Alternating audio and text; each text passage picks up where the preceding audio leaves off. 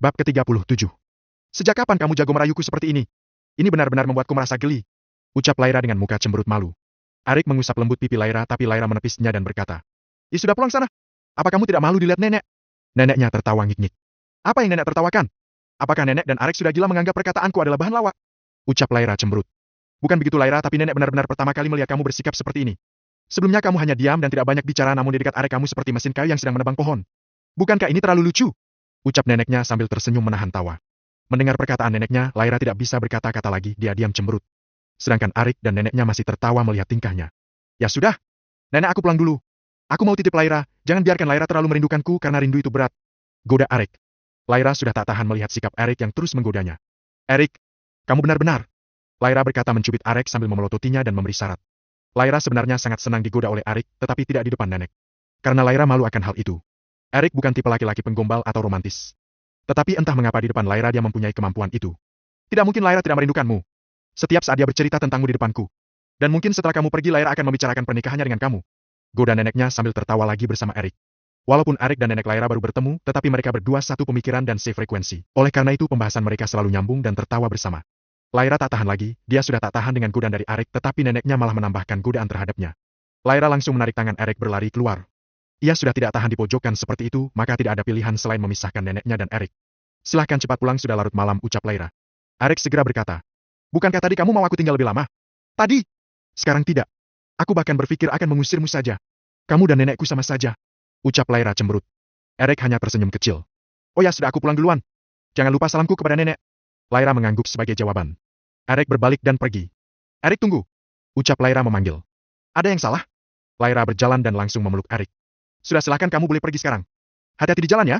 Arik dipeluk mau tak mau sangat bahagia dalam hatinya. Ya sudah. Sampai jumpa. Setelah mengatakan itu Arik berbalik dan pergi. Arik menghilang dari pandangan dan Lyra langsung kembali ke neneknya. Oh Lyra. Kenapa kamu mengusir dia? Bukankah kamu sendiri ingin dia di sini lebih lama? Tanya neneknya. Tidak. Tidak, nenek dan dia bersekongkol memojokkanku. Jadi bagaimana aku bisa tenang jika dia berlama-lama di sini? Ucap Lyra. Haha. Aku sangat menyukai sikap dia. Walaupun aku dan Arik baru bertemu tapi dia bisa membuat nenek tertawa dan bersekongkol menggodamu. Lain kali kamu ajak dia ke rumah untuk kita makan bersama. Jujur saja, kesan pertama nenek Lyra ke Arik benar-benar bagus. Baginya jarang menemukan pria yang ceria seperti Arik. Sekarang kebanyakan pria kaku ketika berhadapan dengan orang tua, tetapi Arik malah ikut membahagiakan orang tua itu. Ya? Lain waktu, aku akan mengajaknya. Arik saat ini berjalan keluar, dia berencana ingin menaiki taksi untuk pulang.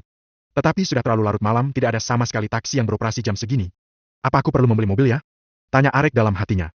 Setelah menunggu lama tidak ada taksi yang lewat, dia mencoba memesan taksi online tapi semua pengguna sudah offline. Mau tak mau dia harus berjalan kaki untuk pulang ke apartemen. Apartemen Arik tak jauh dari rumah sakit dan universitasnya, cuma beberapa kilo saja. Berhubungan juga masih banyak pejalan kaki di Jepang, kebanyakan dari mereka enggan menggunakan kendaraan bermotor dan lebih memilih jalan kaki atau bersepeda. Arik terus berjalan kaki sampai memasuki daerah sepi pejalan kaki. Namun lampu-lampu di jalan masih terang menyinari jalan.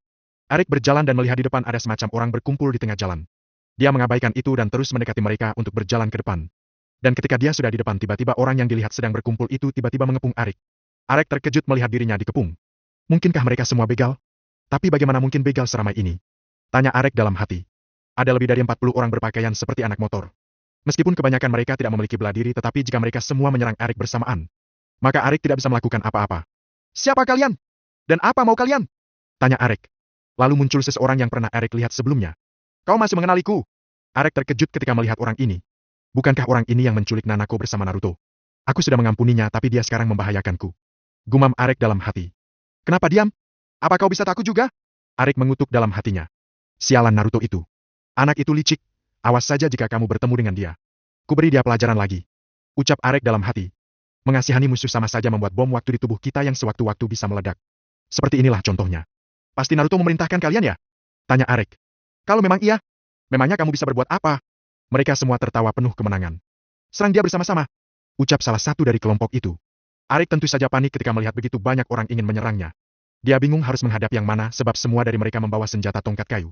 Tiba-tiba ketika mereka semua hendak memukul Arik, muncul 4 orang berpakaian ninja untuk melawan para gangster itu. Jepang memang masih banyak menyimpan misteri untuk ditelusuri. Termasuk para nina, masih banyak keluarga ninja di Jepang yang bekerja untuk keluarga kaya dan mereka akan menerima imbalan. Dengan gesit keempat ninja itu melawan semua gangster itu. Dengan sangat cepat ninja-ninja itu menumbangkan sebagian besar para gangster itu. Arik saat ini terkejut dan linglung dengan kehadiran ninja itu. Di tengah-tengah linglungnya tiba-tiba ada 2 lengan menariknya dan membawanya pergi dari tempat kejadian. Arik berusaha memberontak, tetapi kekuatan ini terlalu kuat sehingga Arik hanya bisa pasrah. Arek dibawa lari masuk hutan dengan cepat oleh lengan yang menariknya tadi.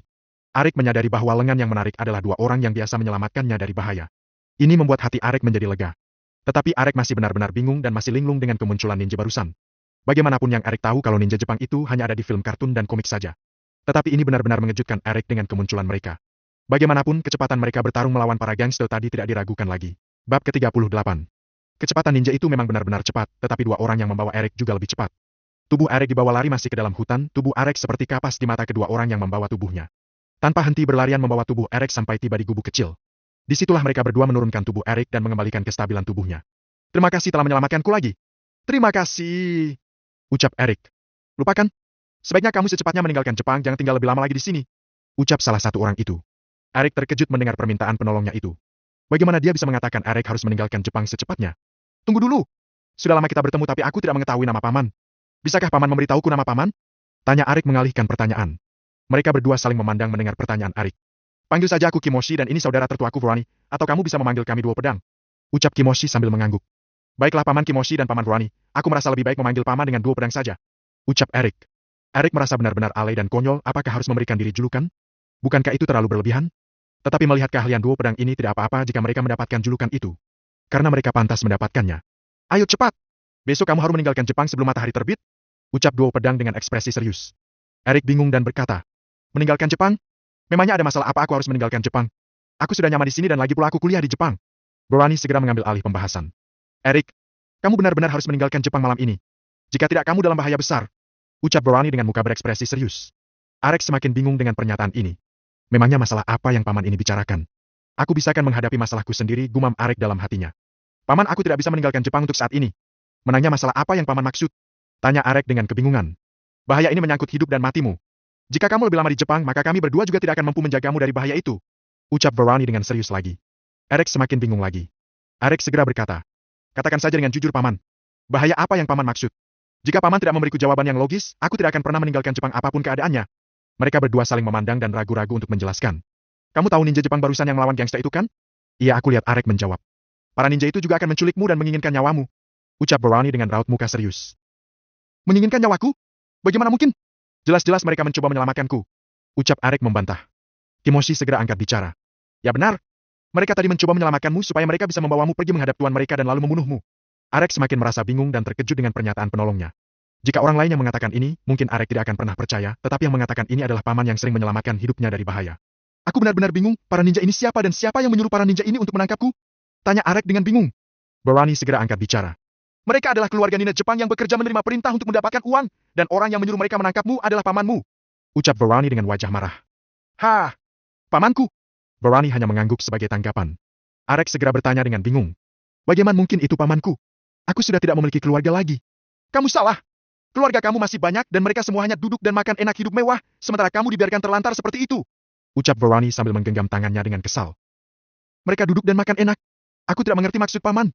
Ucap Arek bingung.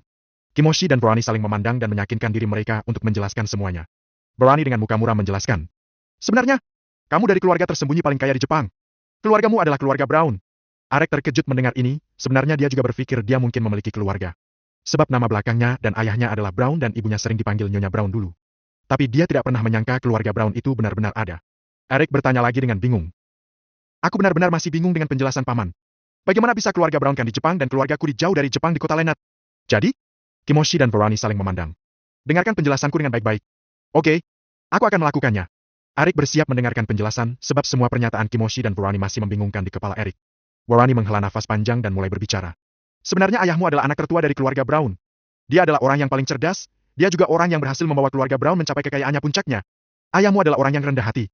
Mengenai kenapa kamu sampai di kota Lenat itu adalah ide ayahmu. Borani menghela nafas lalu melanjutkan.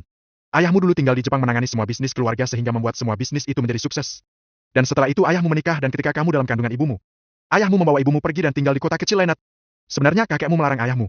Tetapi keputusan ayahmu tidak bisa dipatahkan oleh siapapun. Arek sangat serius mendengarkan. Lalu paman? Ayahmu masih keras kepala untuk tinggal di kota kecil mengajak ibu saat kamu masih dalam kandungan. Tujuan ayahmu tinggal di kota kecil adalah untuk melihatmu tumbuh hidup miskin bersama mereka. Ayahmu ingin mengajarkan kamu hidup sederhana sehingga dia mau tinggal di kota Lenat. Tetapi siapa sangka keluargamu mengalami kecelakaan waktu itu.